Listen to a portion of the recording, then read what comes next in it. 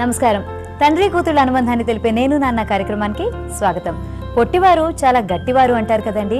మరి అలాగే పొట్టిగా ఉన్నా కూడా ఏ మాత్రము నిరుత్సాహపడకుండా గట్టి వెయిట్ ఉన్న క్యారెక్టర్స్ ని చేసి మంచి పేరు తెచ్చుకున్న పొట్టి వీరయ్య గారు, వారమ్మాయి విజయదుర్గ గారు ఇవాల్టి మన గెస్ట్. మరి వాళ్ళని పలకరిద్దామా? నమస్తే సార్. నమస్కారం. నమస్తే అండి. నమస్తే. Welcome to our show. Thank you. బుల్లితెర మీద కానీ వెండితెర మీద కానీ పొట్టి వీరయ్య అంటే తెలియని వాళ్ళు ఎవరూ లేరు. అలాగే మీ అమ్మాయి కూడా ఈ ఇండస్ట్రీలో ఉన్నారు. సో మరొక్కసారి మా ప్రేక్షకులకు మీ అమ్మాయిని పరిచయం చేస్తారా? మీ అందరికీ నా నమస్కారాలండి. మా మూడో అమ్మాయి విజయదుర్గ, అంటే ఇప్పుడు చిన్న అమ్మాయి ఆమె అనుకోండి. మీకు అందరికీ పరిచయమే. టీవీలో సినిమాలు యాక్ట్ చేస్తుంది.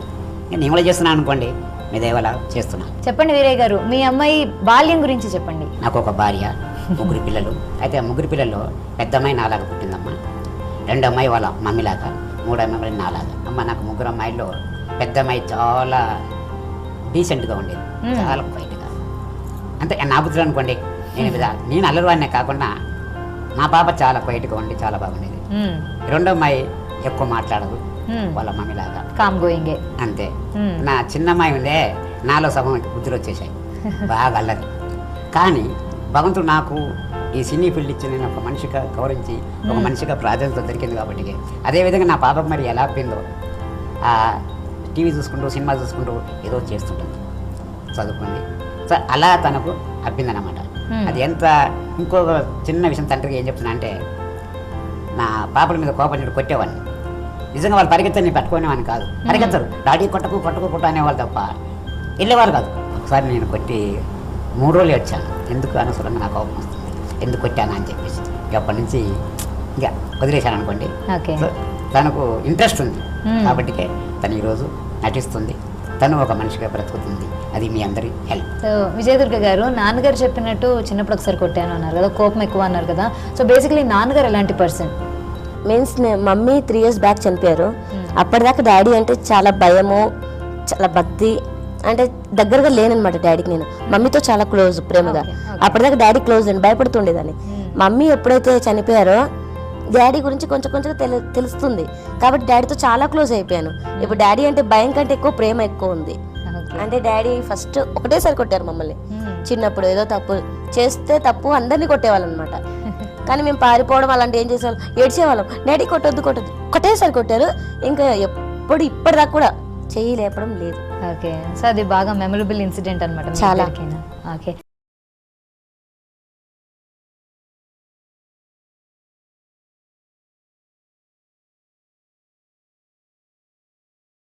స్వీట్ మెమరీస్ ఇంకా ఏమైనా ఉన్నాయా? స్వీట్ మెమరీస్ కంటే చాలా బాధగానే చాలా ఉన్నాయి. ఎందుకంటే నేను ఇలా పుట్టడం వల్ల చాలా బాధపడ్డాను. స్టార్టింగ్లో అయితే చనిపోదాం కూడా అనుకున్నాను. ఎందుకు బతుకుతున్నాను, చనిపోదాము అని చాలా ఫీల్ అయ్యాను. ఎందుకంటే పిల్లలు పరిగెత్తుకుంటూ వచ్చి కొట్టడము, గిల్లడము, వాళ్ళకి సంతోషం అది. నన్ను వచ్చి ఇట్లా టక్కుమని గిచ్చేసి వెళ్ళిపోతారు, వాళ్ళకి సంతోషం అది. కానీ నాకు బాధ అనిపించేది, అయ్యో నన్ను ఎందుకు గిచ్చుతున్నారు. ఇట్లా బండి మీద వెళ్తుంటే కూడా చూసి చాలా మంది నవ్వుతారు. ఒకసారి బాధపడేదాన్ని, నా వల్లే కదా వాళ్ళు నవ్వుతున్నారు అని ఒక్కొక్కసారి గర్వంగా ఫీల్ అయ్యేదాన్ని. నేను ఇతరులు నవ్వుపిస్తున్నాను, నేను బాధపడట్లేదు, నో ప్రాబ్లం అని కొంచెం హ్యాపీగా ఫీల్ అయ్యేదాన్ని. పాజిటివ్గా, స్పోర్టివ్గా. అంతే. ఇప్పుడు అలా తయారయ్యాను అనమాట. కొంచెం డాడీని చూసి ఇన్స్పిరేషన్ అనమాట. జనరల్గా ఏంటంటే విలన్ వాడు పెద్ద ఉంటాడు, హైట్ ఉంటాడు, ఏంటి వాడు భయపడతారు. మాకు విలన్ చిన్నపిల్లలే, వాళ్ళు ఏదో హేళన చేస్తుంటారు పాప తెలియక. మేము హట్ అయిపోతున్నాం, ఏదో వెనక వచ్చి చుట్టూ పీకడం, కొట్టడం చేస్తుంటారు. మేము పెద్దవాళ్ళకి ఏం భయపడలేదు, కానీ చిన్నపిల్లలు భయపడవలసి వస్తుంది. పిల్లలు ఉంటేనే దగ్గర మా ఆయన ఉన్నాడా లేదా అని చూసుకోవడం. మా ఆయనకి చెప్తుందా ఏమండి పిల్ల అంటే అని వచ్చాక పిల్లలు పారిపోతారు అనమాట. సో మరి మీరు ఇండస్ట్రీలోకి రావడం ఎలా జరిగింది? చిన్నప్పుడు స్కూల్కి వెళ్తుంటే డాడీ చాలా బిజీగా 2-3 సీరియల్స్ చేస్తున్నారు. ఇది ఎక్కడైనా ఉందా సీరియల్, ఇంకొకటి మూవీస్ ఏవో చేస్తున్నారు. అయితే డాడీ కాల్ షీట్ దొరకలేదు. అయితే వీరయ్య గారు అమ్మాయి వీరయ్య గారు లానే ఉంటుంది కదా అన్నారు. అవును సార్ అని వాళ్ళు చెప్పారు. అయితే వాళ్ళ అమ్మాయిని పట్టుకొచ్చేయండి అన్నారు. స్కూల్కి వచ్చి మా ప్రిన్సిపల్ సార్ పర్మిషన్ తీసుకొని నన్ను తీసుకొని వెళ్ళారు. అంటే చైల్డ్ ఆర్టిస్ట్ గానే మీ కెరీర్ స్టార్ట్ చేశారన్నమాట చిన్నప్పుడే. కెమెరా అంటే కూడా ఏంటో తెలియదు నాకు. అప్పుడే డాడీ లేనందువల్ల నేను ఫీల్డ్ లో ఎంటర్ అయ్యాను. డాడీ చాలా బిజీ అనమాట. అప్పుడు కెమెరా అంటే కూడా ఏంటో తెలియదు. ఇట్లా యాక్టింగ్ చేసుకుంటూ ఇట్లా చూసి కెమెరాలో ఓకేనా అని అడిగేది. అమ్మ వెంటనే ఓకేనా అడగకూడదురా, నువ్వు చేయి చాలు. చిన్నప్పుడు చాలా అల్లరి, డాన్స్ మీద చాలా ఇంట్రెస్ట్, స్టడీస్ అంటే అస్సలు ఇంట్రెస్ట్ లేదు. చదువుకున్నారు 10th దాకా చదువుకున్నాను. ఓకే. సో ఇంట్రెస్ట్ లేకుండానే చదువుకున్నది, నాన్నగారి ఫోర్స్ ఏమన్నా ఉండిందా చదువుకోవాలి కంపల్సరీ అని?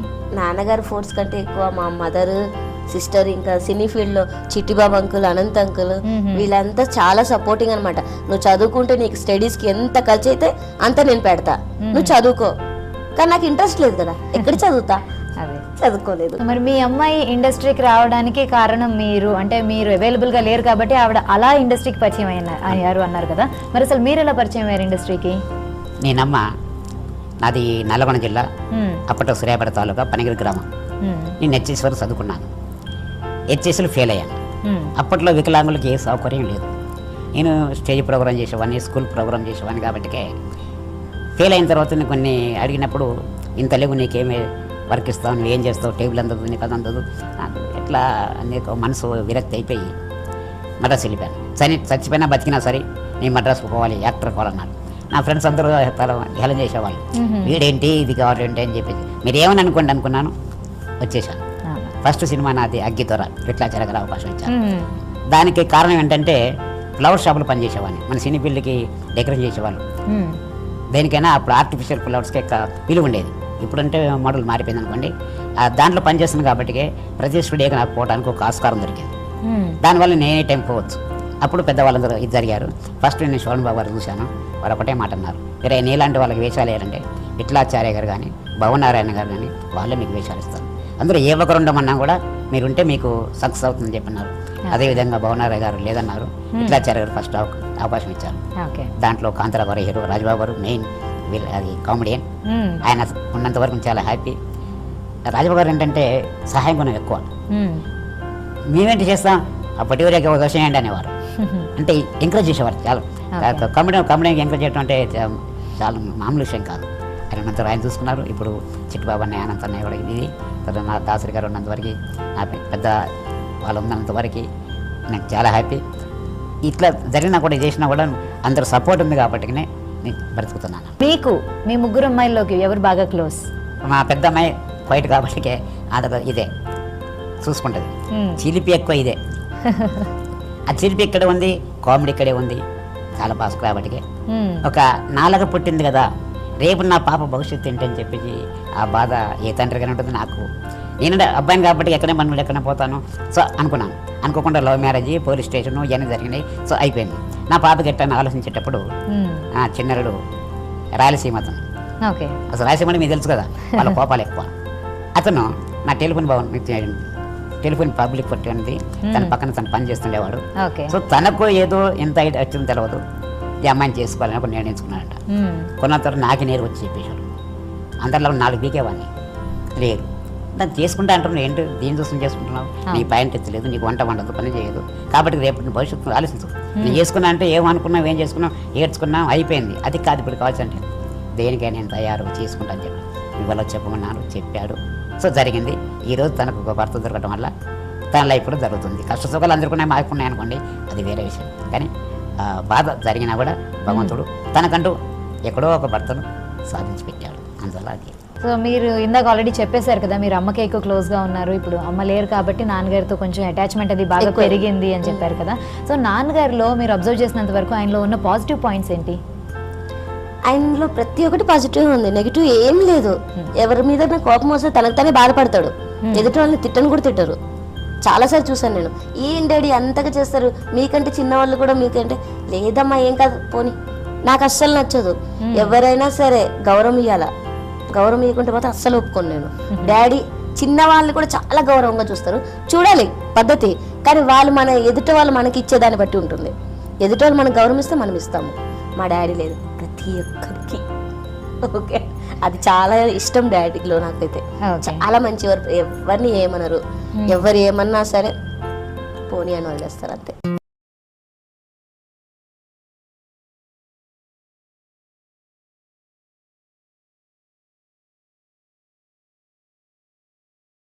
మరి నాన్నగారికి మీ మీద ఎప్పుడైనా కోపం వచ్చినప్పుడు దాన్ని తగ్గించడానికి ఏం చేస్తూ ఉండేవారు? కోపం వచ్చినా సరే 2-3 టైమ్స్ మాట్లాడితే తగ్గిపోతుంది కదా. వెంటనే కాల్ చేసేదాన్ని, డాడీ ఇది డాడీ అది, అవునమ్మా మర్చిపోతారు అనమాట కోపంని. ఐస్ చేయడం కూడా మీకు బాగా వచ్చా? చాలా. ఈ విషయంలో చెప్తానమ్మా, చెప్పండి. చిట్టిబాబు అనంతున్నాయి అని చెప్పాను కదా, అవును. రాజు గారు తమ్ముళ్ళు. మ్మ్. ఒకసారి వాళ్ళు ప్రోగ్రామ్ చాలా చేశాను. మ్మ్. చిట్టిబాబు అన్నయ్య, అనంతన్నయ్య, నేను మా ఆర్టిస్టులు అందరం ఒక వ్యాన్లో వస్తున్నాం. మ్మ్. అయితే మా పాపకి చిన్నగా ఉన్నాం కదా, చాలా సరదాగా చూసుకుంటారు. ఓకే. ఒకరి మీద కూర్చోబెడితే నాకు సీట్లు అని చెప్పి ఏడ్చింది. చిట్టిబాబు అనేది చూసి, ఏంది నువ్వు ఎందుకు ఏడుస్తావు, నాకు సీట్ ఇవ్వలేదు, ఏమీ లేదు, నా ఆర్టిస్ట్ కాదన్నది, ఓ పిచ్చిదాని అని చెప్పేసి బండిలో కూర్చోబెట్టి మీ డాడీ ఎక్కడ కూర్చున్నాడని. మీ మీద చూసావా, నేను ఒక ఆర్టిస్ట్ని, ఒక పెద్ద ఆర్టిస్ట్ తమ్ముడిని, నాకు ఇంత పేరుంది, మీ డాడీ నా ఒడిలో కూర్చున్నాడు, ఎవరి మీద కూర్చుంటాడు. అందుకని ఆయనకంత ఓపిక ఉంది కాబట్టికే, ఆ సహనం ఉంది కాబట్టి ఈరోజు ఆ పేరు తెచ్చుకున్నాడు. మేము ఇప్పుడు లైఫ్ ఉన్నంత వరకు తను చూసుకున్నాను. ఆ విధంగా అప్పుడు మా కోపం ఉండేది, ఇప్పుడు కొంచెం నేను చెప్పేవాడిని, అమ్మా ఇప్పుడు పూజారి ఆయన అనుమతితోటే మనం దేవుని చూస్తాం, కానీ వెంటనే దేవుని దగ్గర పోలేం కదా. ఆ విధంగా చిన్నవాళ్ళు అంటాం లేదు. ఇలా చిన్నవాళ్ళు ఎవరు, రేపు పెద్దవాళ్ళు ఎవరు, రేపు పెద్దవాళ్ళు తర్వాత కూడా చిన్నవాళ్ళు అవుతారు కాబట్టి అందరి సహాయం మనకు ఉండాలి. ఒకరి హెల్ప్ లేకుండా మనం ఉండలేం కాబట్టి అనేది నేను చెప్తాను. మా పాప అట్లా ఉంటుంది, అనుకోకుండా వచ్చేస్తుంది. ఓకే. సో ఆవిడలో మీకు నచ్చని గుణం అదేనా? తప్పండి, అది చెప్తాను, తర్వాత అడ్జస్ట్ అవుతాను అనుకోండి. ఓకే. అదే విధంగా ఒక ప్రోగ్రామ్ కూడా చేసి అడ్జస్ట్ అవుతాను, మ్మ్. కానీ ఎదుటోళ్ళు అడ్జస్ట్ కాకుండా మాత్రం ఊరుకోను. ఈ అమ్మాయిలో మీకు నచ్చే గుణాలు ఏమేంటివి?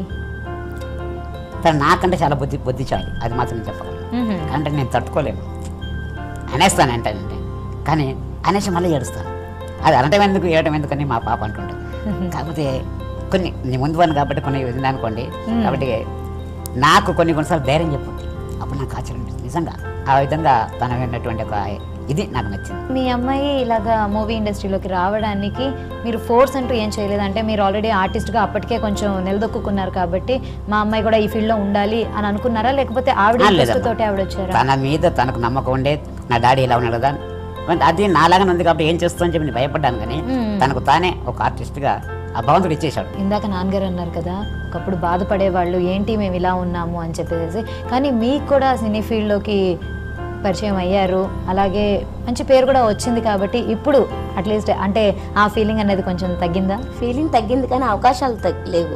ఓకే. చాలా ట్రై చేస్తున్నాను, ఆఫీస్లోకి వెళ్ళాలనిపిస్తుంది. స్టార్టింగ్లో ఆఫీస్లోకి వెళ్ళేదాన్ని, వెళ్తే విధి గారు అమ్మాయి కదా, అవును సార్, నువ్వు రావడం ఏంటి ఆఫీస్కి, మేము పిలుస్తామ్మా, ఏదైనా ఉంటే చెప్తామమ్మా అనేస్తారు. అది నాకు బాధ అనిపిస్తుంది. సరే ఎందుకు ఆఫీస్కి వెళ్ళడం, వాళ్ళే చెప్తారు కదా అని వెనకాడుతున్నాను, కానీ అవకాశాలు రావట్లేవు. సరే ఏం చేయాలని డాన్స్ ఉంది నాకు, బాగా డాన్స్ చేస్తా. ఏం చేయాలని లుమ్లీ పార్క్ ఉంది కదా, దాంట్లో బోట్ షోస్ ఉన్నాయి. స్టార్టింగ్ లో డాన్సర్గా చేశాను, ఇప్పుడు ఇన్ఛార్జిగా చేస్తున్నాను. ఇప్పుడు నాకు ప్రస్తుతానికి ఫుడ్ పెట్టేది అదే. డబ్బింగ్ ఆర్టిస్ట్ యూనియన్ మెంబర్ని, మూవీ ఆర్టిస్ట్ యూనియన్ మెంబర్ని. అవకాశాలు కొద్దిగా ఉన్నాయి, కానీ వస్తున్నాయి ఎప్పుడో ఒకసారి. అంటే మీ పర్టికులర్ క్యారెక్టర్కి తగ్గట్టుగా క్యారెక్టర్ని డిజైన్ చేయడం కొంచెం కష్టం కాబట్టి అవకాశాలు కాస్త తక్కువగా ఉన్నా కూడా వచ్చిన అవకాశాలని సద్వినియోగపరుచుకున్నారు. అలాగే చాలా క్యారెక్టర్స్ లో మీరు చేశారు, నాన్నగారు కూడా మంచి మంచి క్యారెక్టర్స్ చేశారు. బుల్లితెర మీద కూడా ఒక సీరియల్ కూడా చేశారు, లేడీ అని. అదే చాలా చేశారు. ఓకే. సో నాన్నగారు చేసిన సినిమాల్లో నుంచి మీకు బాగా నచ్చిన క్యారెక్టర్ ఏది? డాడీ సేవ్ లేడీ డిటెక్టివ్ సీరియల్లో చాలా బాగా చేశారు. అది ఇది ఎక్కడ ఉందా. మూవీస్ లో అంటే చాలా ఉన్నాయి కామెడీ, అంతగా పర్టికులర్ గా ఒక్కటని చెప్పలేను, చాలా ఉన్నాయి. జగన్మోహిని మూవీ చేశారు డాడీ, అప్పట్లో లేడీ క్యారెక్టర్ వేశారు దాంట్లో. అది చూసి నేనే అనుకున్నా, అప్పుడు నేను పుట్టాను లేదు నాకు తెలీదు. ఆ మూవీ చాలా బాగుంది, అది చాలా ఇష్టం అనమాట. ఇంకా తాత మనోళ్ళు రమాప్రభ ఆంటీకి కొప్పు కడతారు, అదొకటి. ఇంకా కొన్ని చాలా ఉన్నాయి. మీ అమ్మాయి ఇప్పటి వరకు చేసిన క్యారెక్టర్స్ లో మీకు బాగా నచ్చిన క్యారెక్టర్ ఏది? నాకంటే మా పాప డైలాగ్ చెప్పడంలో చాలా ఎక్స్పీరియన్స్, ఆ విషయంలో నేను చాలా అనుకుంటాను. తర్వాత మాలాంటి వాళ్ళకి లేరు మీరు అంటున్నారు కదా, ఆ విధంగా పెట్టారు. ఇప్పుడు ఒక జయమాల గారు నేను ఉండాలి, ఒక సిల్క్ స్మిత ఉంటే నేను ఉండాలి, ఒక అనురాధ గారు ఉంటే నేను ఉండాలి, ఒక రాజనాథ్ గారు ఉంటే నేను ఉండాలి, ఒక ఈశ్వరం గారు ఉంటే నేను ఉండాలి అని అప్పుడు రాసేవాళ్ళు. వాళ్ళు అన్నం పెట్టారు, వీరే అని చెప్పేసి ఇలా కాపాడుకున్నారు. వాళ్ళు పెట్టేవాళ్ళు వాళ్ళు కాబట్టి ఎక్కడున్నా పెడతారు, పెట్టాలనే కోరుకుంటున్నాను. అలాంటి వాళ్ళకు పెద్ద క్యారెక్టర్స్ రావు. ఒకసారి అమ్మ విజయమ్మ గారు తెలుసుకో, కృష్ణ గారు మిస్సెస్, ఆమె డైరెక్టర్. నేను ఇక్కడ ఛాన్స్ కోసం వెళ్ళి వదిన గారు గాజులు ఏదో ఉందమ్మా, వెళ్ళి అమ్మ నాకు దీపావళి పండుగ వస్తుంది, నేను నా భార్య నా పిల్లలు నా అసిస్టెంట్, వేరే దీంట్లో ఏమీ లేదు కదా అని రైటర్ని పిలిచారు. ఆ రైటర్ గారిని పిలిచి మరి వేరే వేషం అడుగుతున్నాడు అని ఉందానని. మన దాంట్లో ఏముందమ్మా, ఏం లేదు కదా, మరి ఏమిద్దాం ఏమ్మా ఏం లేదు చెప్పడానికి మీరు కావాలా చాలామంది ఉన్నారు. నా కోసం నా భార్య కోసం వాళ్ళు 2 ఇడ్లు 3 ఇడ్లు 4 తినేవాళ్ళు. వాళ్ళ కోసం నేను యాక్ట్ చేసి తీరాలి నాకు అడ్లని చెప్పినప్పుడు మరి ఎట్లా వేరే అన్నది మీ ఇష్టమ్మా వస్తాను ఉండు అన్నది. ఏమండి వీరే వేషం లేకపోతే రేపు గేట్లు తీసుకుని రాయితో కొట్టినా కొడతాడు అటువంటి వాడు. వీరే ఎక్కువ ఎట్లయినా సరే వేషం వేయాలి అని. ఏం చేద్దామండి ఒక పని చేద్దాం. మన సినిమాలో వంట మనిషి ఎవరు ఫలానా, ఆ వంట మనిషికి పడుతున్నాడా లేడు, ఆ వంట మనిషి పడితే వేరయ్యా బాగుందండి. మరి ఎక్కడి నుంచి వచ్చిందమ్మా కాబట్టి మీరు తలుచుకుని నాకు ఎట్లనే వస్తుంది అని చెప్పిన తర్వాత తెల్లారే నాకు షూటింగ్ వచ్చింది, యాక్ట్ చేశాను. వాళ్ళు అనుకుంటే ఎలా వచ్చింది కదా. ఇప్పుడు విట్లాచార గారు దాంట్లో భూతం వేషాలు దయ్యం వేషాలు అలా వేసేసి జానపద చిత్రాలకే ఫిక్స్ అనుకున్నారు. కానీ దాసనారాయణరావు గారు సోషల్గా తీసుకొచ్చారు. ఫస్ట్ సినిమా తాత మనవడు, దాంట్లో గుమ్మడి గారి ఎంత పెద్ద ఆర్టిస్ట్, ఆయనతో నేను చుట్ట కలుసుకుంటూ ఉంటాను. విజయరామ్ గారు దాంట్లో హీరోయిన్, ఈశ్వరంగారావు మెయిన్ క్యారెక్టర్, రాజబాబు గారు దాంట్లో మెయిన్. దాంట్లో అది చేశాను. ఎక్కడి నుంచిగా తాతామడు, సంసారం సాగరం, రాధం పెళ్లి, బండ్రొద్దు భార్య, గది దొంగ, లాయర్ విశ్వనాథ్, ఈ విధంగా సోషల్కుంటూ వచ్చేసాను. ఈ నాన్నగారు మీ చిన్నప్పటి నుంచే మీకు ఊహ తెలిసినప్పటి నుంచో తెలియనప్పటి నుంచో ఆయన సినిమాల్లోకి వచ్చేసారు కదా, మరి ఫ్యామిలీకి టైం ఎంతవరకు స్పెండ్ చేసేవారు? అంటే నా చిన్నప్పుడు చాలా బిజీగా ఉండేవారు కాబట్టి డాడీతో నేను అంత టచ్ లేను, మదర్తోనే ఉండేదాన్ని. నేను పెద్దగా అయిన తర్వాత ఇంకా డాడీ బిజీ అయినా మదర్తోనే కదా ఎక్కువనే ఉండేది. మదర్ చనిపోయిన తర్వాత నేను డాడీతో ఎక్కువ క్లోజ్ అయ్యాను. కానీ ఎప్పుడైనా మీరు అలా ఫీల్ అయ్యారా? మిగతా తండ్రిని పిల్లల్ని చూస్తూ ఉంటే కనుక వాళ్ళు చాలా క్లోజ్ గా ఉంటూ ఉంటారు, మరి నాకెందుకు నాన్నగారు అంటే భయం, నేను ఎందుకు క్లోజ్? భయం అంటే నాకు అంత భయం కూడా కాదు, అంత టచ్ లేదనమాట. షూటింగ్ ఉన్నప్పుడు డాడీ కార్ వస్తుంది కదా వెహికల్, ఒక్కొక్కసారి వెళ్ళిపోయేదాన్ని షూటింగ్ చూడడానికి, స్కూల్ డుమ్మా కొట్టేసేదాన్ని. మమ్మీకి తెలీదు, లైట్ డాడీ డాడీ డాడీ బతులాడుకోవడం, కార్లు ఎక్కేసేయడం, షూటింగ్కి వెళ్ళిపోవడం, షూటింగ్ చూడడం అలాంటివి చేసేదాన్ని. అంత భయం అంటే భయం కూడా కాదు, కానీ అటాచ్మెంట్ ఎక్కువ లేదంతే. ఇప్పుడు అంటే చాలా క్లోజ్. అనుబంధం గురించి మీరు అడిగారు కాబట్టి ఎక్కువ వాళ్ళ మమ్మీతో ఎక్కువ ఉండేది వాళ్ళే. నేను అవుటర్ షూటింగ్కి వెళ్తుంటాం, వాటికి వెళ్తుంటాను కదా, ఆ అనుబంధం నేను ఎక్కడ ప్రేమ నేను చెప్పుకోగలనంటే ఏం కొంచెం వాళ్ళ అమ్మ కొని ఇచ్చాల్సింది, నేను డబ్బులు ఇస్తాను తప్ప. అంటే ఏంటి, పిల్లలకి నా మీద ఎక్కువ ప్రేమ ఉండకూడదని. మన షూటింగ్లో పోతుంటాం కదా, నా డాడీ రాలేదే అని ఒక బెంగ పడతారు. అందుకని చెప్పి ఆడ వచ్చిన పోతే నాకు డోంట్ కేర్ అనేటువంటి లిస్ట్లో ఉండాలని నేను అనుకునేవాడిని. సో మరి ఖాళీ టైంలో ఎక్కడికైనా పిక్నిక్స్కి దానికి వెళ్తూ ఉండేవారా ఫ్యామిలీ అంతా కలిసి? డాడీ అంతగా ఎక్కడికి తీసుకెళ్ళినట్టు గుర్తు లేదు నాకు, నాకు అంతగా గుర్తు లేదు. మామూలుగా షోస్కి ఎక్కువ వెళ్తాను కదా, డాడీ ఆర్టిస్ట్ నన్ను ఆర్టిస్ట్ తీసుకెళ్లేవాళ్ళు ప్రోగ్రామ్స్కి, అప్పుడు కలిసి వెళ్ళడం అంతే. షూటింగ్స్కి తేజ గారు మూవీ చేశాను, 1000 అబద్ధాలు, రీసెంట్గా ఇంకా రిలీజ్ అవ్వలేదు, అవుతుంది. నెక్స్ట్ లవ్ ఇడియట్స్ చేశాను, రిలీజ్ అయింది. ఎర్ర గులాబీలు, ప్రేమ గులాబీ, ఎర్ర గులాబీ, ఆ మూవీస్ చేశాను. నాకు ఒక మంచి పేరు వచ్చి మంచి అవకాశం కావాలి, ఆ అవకాశం కోసం చూస్తున్నా ఎప్పుడు వస్తుందో నా బ్రేక్.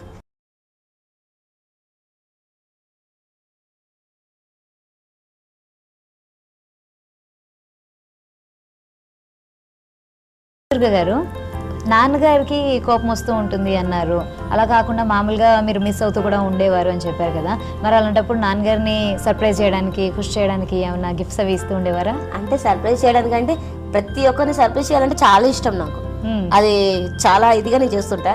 గిఫ్ట్స్ అనేది చాలా రకంగా ఇస్తుంటా. ఇప్పుడు మీరు చెప్పారు కాబట్టి ఈ రోజు కూడా ఒక గిఫ్ట్ ఇస్తాను డాడీకి, అది ఇప్పుడు ఇస్తాను నేను. అంటే ఈ ప్రోగ్రామ్ తరఫున డాడీ నేను కాబట్టి, నాన్న నేను కాబట్టి డాడీకి ఒక చిన్న గిఫ్ట్ తెచ్చాను. మీ మనసులో ఇంత ఉందనేది నిజం. సర్ప్రైజ్ అంటే ఇది చూసారా, షూటింగ్ అన్నప్పుడు ఇద్దరం వస్తుంటాం,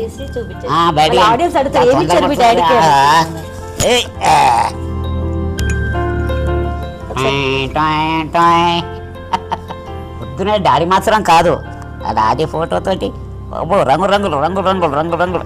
అబ్బా ఏమో టీయో కాఫీ తీసుకురావచ్చు కదరా, మరి చూస్తారు కదా. ఇది ఎంత కోపన్నా ఒక ప్రేమ చూపించడానికి ఇది ఒక నిదర్శనం. చూడండి ఎంత రంగు రంగు రంగు రంగు రంగులు చేది. థ్యాంక్స్ రా. మరి వీరయ్య గారు, మీరు కూడా ఎప్పుడైనా మీ అమ్మాయిని సర్ప్రైజ్ చేయడానికి ఇటువంటి గిఫ్ట్స్ ఇచ్చారా? ఆమెకి ఇచ్చిన ఇది ఒకటేనమ్మా. నేనిస్తే ఇంకా నా దగ్గర ఏమి వెళ్తాయమ్మా, వాళ్ళే నాకు సర్ప్రైజ్ చేస్తుంటారు. ఎప్పుడు నేను ఒప్పుకుంటాను, నేను ఇచ్చేది నేనేం నా పిల్లకి ఇవ్వాలి అదే ఇస్తాను తప్ప సరిప్రేది ఇచ్చే శక్తి నాకు లేదు. నాకు ఆయన వద్దు. ఆశీర్వాదం చాలు మాకు, నాకు వద్దు. ఒక ఇన్స్పిరేషన్ అనేది, ఒక మోటివేషన్ అనేది తండ్రిగా ఆయన మీకు ఇస్తున్నారు. అది చాలు మాకు. ఓకే, మరి థ్యాంక్స్ వీరయ్య గారు. మీరు విజయదుర్గ గారు స్టూడియోకి వచ్చి మా ప్రేక్షకులకి మీ గురించి బోలెడు కబుర్లు చెప్పినందుకు థ్యాంక్ యూ సో మచ్. మీకు కూడా thank you so much. Thank you అండి. ఈ విధంగా మా తండ్రి కూతుర్లను కలిపి ఒక చిన్న గిఫ్ట్, ఒక క్వశ్చన్ కోసం చూస్తున్నాను కాబట్టి గిఫ్ట్ ఇచ్చేస్తాను. చాలా చాలా థ్యాంక్స్. మీకు కూడా ప్రేక్షకులందరూ కూడా చాలా చాలా థ్యాంక్స్. నన్ను ఇలాగే ఏమంటారు ప్రోత్సహించాలని కోరుకుంటున్నాను. చూసారు కదండి ఇవాళ నేను నాన్న కార్యక్రమం. మరి వచ్చే వారం మరో తండ్రి కూతురు అనుబంధంతో మేము ముందుకు వస్తాం. అంతవరకు సెలవు, నమస్తే. సమర్పించిన వారు Geetha Krishna shopping centre, the complete family shopping centre.